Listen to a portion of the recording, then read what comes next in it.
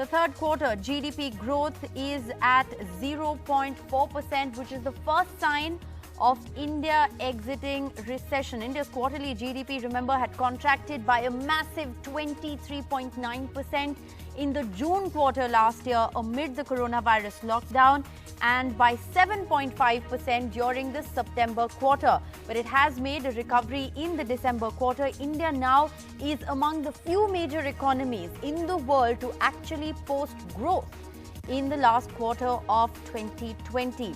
The recent resurgence, of course, of coronavirus cases in select pockets of the country is a cause of concern, given, of course, the fact that there's a complete inverse relationship between economic growth and the fall in COVID-19 infections. This is the big story that we're tracking.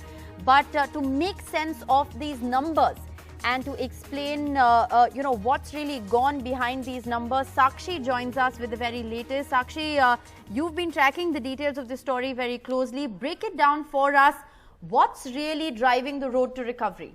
Absolutely. Well, India does officially exit recession. Technically, we're in positive territory. GDP data for the third quarter, as you mentioned, has come in at 0.4%. So, yes, the key takeaways and the key positive takeaway there being, of course, that manufacturing has reported a positive uptick after 4 quarters. However, the pain points remain, the pain point being from the mining sector, the trade and hotel sector, all of them witnessing a steep decline and witnessing a degrowth even now. Of course, sectors like agriculture have been witnessing a steady growth, and that continues. So, to decode this further, we'll be joined by experts. But for now, of course, it really is a question about whether we are looking at the glass half full or half empty. And clearly, experts are cheering the fact that technically India is out of recession for the moment, Rishika.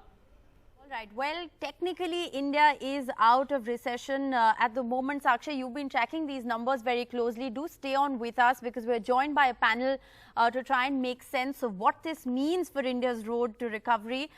Professor Apurva Javadekar, Assistant Professor of Finance, ISB Hyderabad, is joining us. We also have Nasir Salim, Managing Partner, Flexi Capital, and Madan Sabnivas, Chief Economist, Care Ratings. Thanks so much for joining us.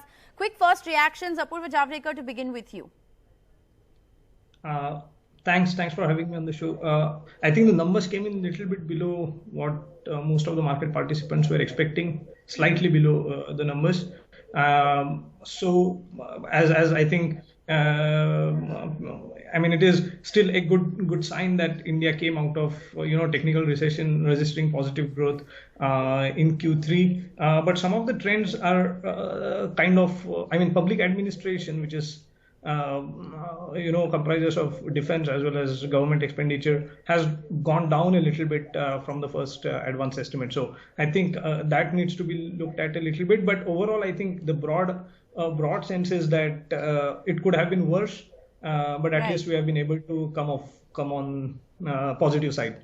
All right. Coming on the positive side, Nasir Salim, what do you make of it? The beginning of Achhe Din, can we say that just yet? No, Rishika, I think firstly, these numbers are not bad, but Achhe Din is still far away, I feel. And, we have still a lot of ground to cover, Rishika, but clearly, I think, the broader estimates was between 0.7 to about 1.8%. If you look at most analysts, we were all expecting it to be between 0.7 and 1.8%. But yes, I think given the fact that, it is obviously showing some signs of recovery, there are certain green shoots that are visible now in the economy.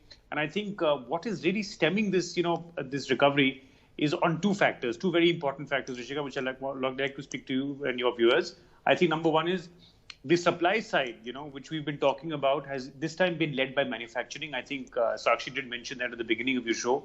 And the second thing is, of course, the demand side, which has now been supported by higher consumption. So higher consumption spends, as we see over quarter 3, which has just gone, and with a higher amount of government expenditure. I think that was a very, very key point, which was missing all throughout the first 2 quarters, from 2020 to 21 perspective. I think that is something which is now showing some signs of recovery. Right. I think also we should be a little cautiously optimistic because, we've seen a sudden spike in COVID cases in Maharashtra, for example, and certain other states where even the center has come up and said that, that is something which we need to be very, very careful of. and that is again something which is going to help ensure that our numbers continue to go beyond. So I'd like to come in there and ask you that when you're talking about a spike in cases in certain areas, do worries emerge for Q4? Absolutely, Sakshi. I think, as I must tell you, markets account for future outlook. I've always maintained this. And if, one is the capital markets, the other thing is economic indicators and trends, and the estimates can go completely haywire.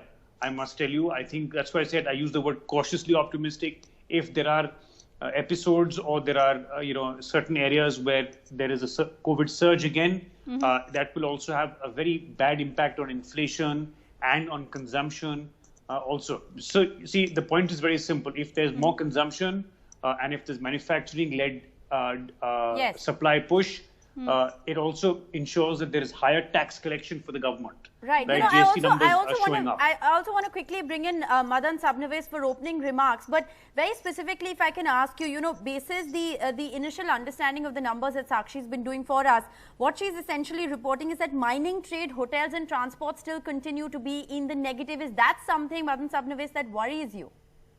No, in fact, I think we should remember one thing, that the way in which GDP is calculated, it's based on the value addition numbers. And the value addition numbers are taken from the corporate P&L accounts.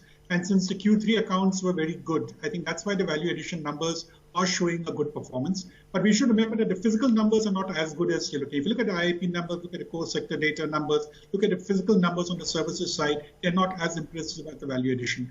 And we've also known that the corporate profitability has gone up primarily because of cost cutting. There's been some top line growth. So I think that's what we should remember. There's an anomaly which lies out here, that one is the physical numbers are going in one direction, the monetary numbers are going in another direction. Absolutely. But this said, we did have an expectation of a negative growth in this particular quarter. So therefore, it comes as a pleasant surprise for us. And I have a feeling that most of the rating agencies were expecting a negative growth. So I think a positive growth is good, because given the fact that the unlock is in progress, the services sector are picking up, we could be expecting a much steadier number in Q4.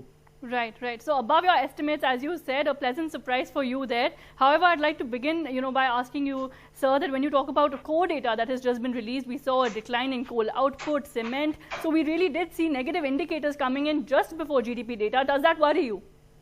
No, absolutely it does, because when you're talking of core sector, that is the physical numbers. And if I look at this, the power sector is doing well, steel is doing well, cement has been volatile, it's going in a negative direction. Right. The entire fuel complex is going in a negative direction. So I think that's a major concern, because these are your infrastructure industries which constitute 40% of my IIP. So if the physical numbers are not doing well, but the monetary are doing well, I mean, it's good for us to say that GDP is doing well, but I'm not quite sure if the sectors are really in a stronger position right now.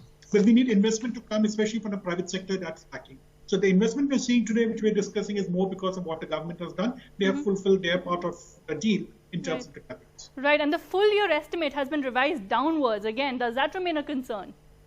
No, actually, see, that's interesting, because if you look at the value addition forecast has actually improved.